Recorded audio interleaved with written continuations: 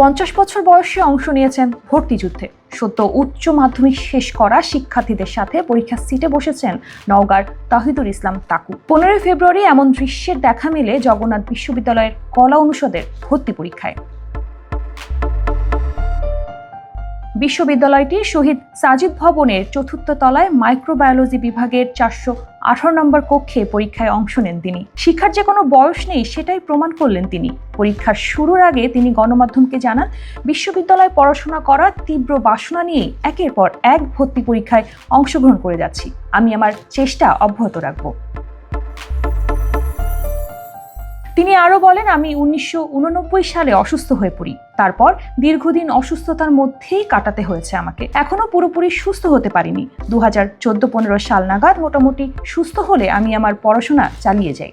সুস্থ হওয়ার পর আমি 2016 সালে পরীক্ষা দিতে চেয়েছিলাম, কিন্তু পরে আর দিতে পারিনি। পরে 2019 সাল থেকে আবার পড়াশোনা শুরু করি। ভর্তি পরীক্ষার কাগজপত্রগুলো আমি নিয়মিত শিক্ষার্থীদের সঙ্গে তুলেছি এবং পরীক্ষায় অংশগ্রহণ করেছি। এই বিষয়ে বিশ্ববিদ্যালয়ের উপাচার্য অধ্যাপক ডক্টর রেজাউল করিম বলেন, আজ কলা অনুষদে এরকমের একজন পরীক্ষার্থী অংশগ্রহণ করেছে আমি শুনেছি। তিনি গতকালও পরীক্ষা দিয়েছিলেন। তার এই চেষ্টাকে আমরা সাধুবাদ জানাই। কোনো অনিয়মের আশ্রয় নিয়েছেন কিনা সেটা আমরা খতিয়ে দেখব।